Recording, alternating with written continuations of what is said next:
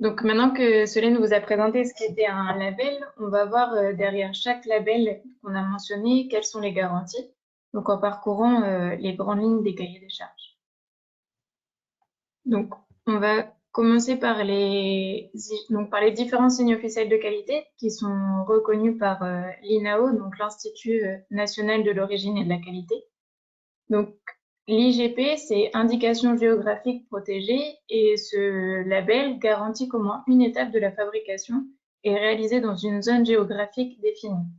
En Auvergne, par exemple, on a les volailles d'Auvergne, le jambon d'Auvergne, et dans d'autres régions, on a le riz de Camargue, les clémentines de Corse, le jambon de Bayonne, etc.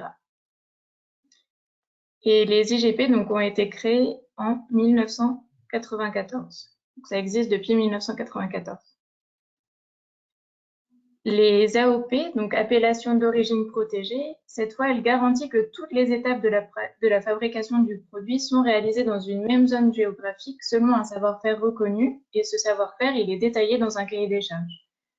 Dans notre région, on a par exemple les lentilles vertes du Puy, qui sont sous AOP, on a le Saint-Nectaire, on a le Cantal, le Salaire, et dans d'autres régions, vous retrouverez le brie de Meaux, l'huile d'olive de Corse, le poulet de Bresse, il y en a un certain nombre. L'AOC maintenant, donc appellation d'origine contrôlée, c'est des produits qui répondent aux critères de l'AOP et qui permettent une protection de la dénomination sur le territoire français. En fait, un produit va être d'abord labellisé AOC en attendant que le cahier des charges soit défini et validé au niveau européen, parce que IGP et AOP sont des règles qui sont édictées au niveau européen. Donc l'AOC, c'est un peu un point d'étape avant l'AOP, avant que le produit soit reconnu au niveau européen pour pouvoir protéger ce produit sur le territoire français et cette appellation.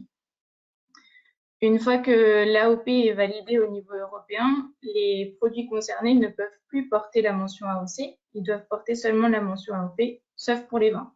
On a une exception, où ils peuvent porter à la fois l'appellation AOC et AOP.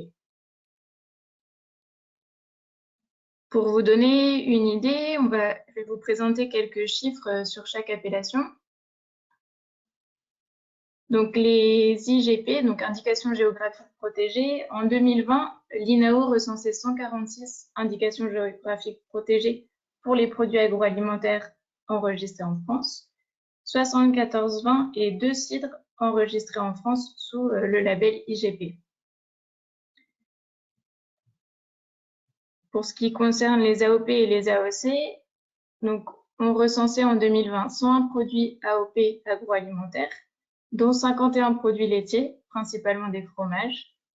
Et donc l'INAO faisait le constat que 14,4% de la production commercialisée de fromage en France et français était sous label AOP. Et on a 363 AOC AOP viticoles, 17 AOC boissons spiritueuses et 5 cidres et poirées AOC et AOP, ce qui représente 74,6% des volumes de boissons alcoolisées commercialisées en France.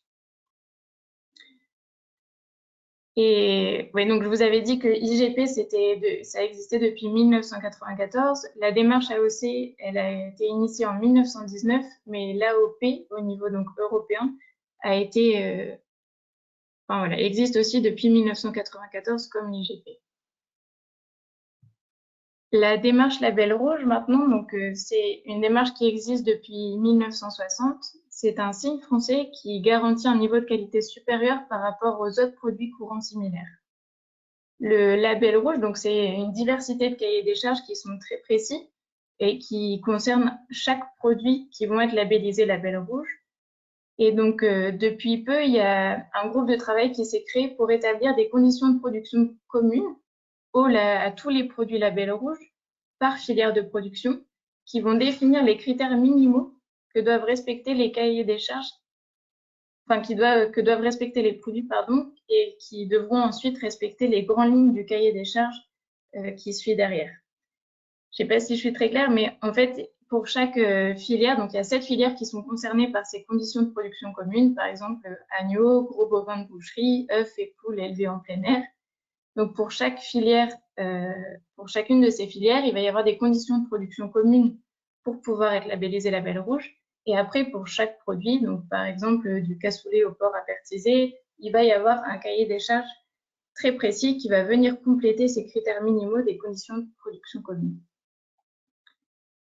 Et donc, par exemple, pour la filière volaille, les conditions de production communes, ça va être élevage en plein air, des races très spécifiques avec des génétiques qui sont définies dans le cahier des charges, la taille de l'élevage qui est limitée et la gestion des effluents. Pour les porcs, c'est un peu différent. Il y a des conditions de production communes différentes à cette filière. Et donc, l'accès à l'extérieur, il n'est pas forcément obligatoire, contrairement aux volailles. Et il y a une faible gestion des effluents, donc ce qui va différer par rapport aux conditions de production commune en volaille. Si on regarde maintenant quelques chiffres pour le label rouge, donc vous disiez qu'il y avait beaucoup de cahiers des charges. Et donc, en 2020, on recensait 436 cahiers des charges homologués label rouge. Et donc là, on a des produits très variés. Hein.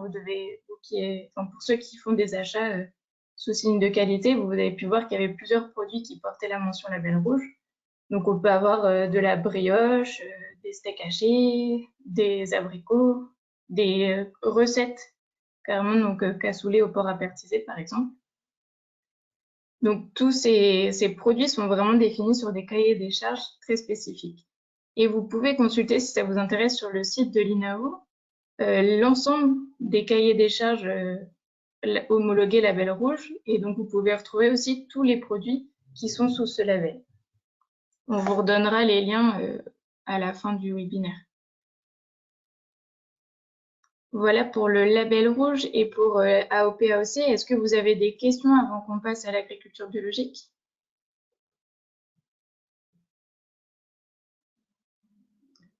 Ça a l'air d'être OK. Si, pardon, j'ai une question. Oui. Je ne sais pas si pour avoir ces labels, il faut payer ou pas? Oui, tout à fait. Tous les signes officiels de qualité, il y a un audit qui est réalisé par un organisme certificateur indépendant. Et du coup, tous les opérateurs qui souhaitent être labellisés sous ces labels doivent payer l'audit. D'accord. Merci. De rien.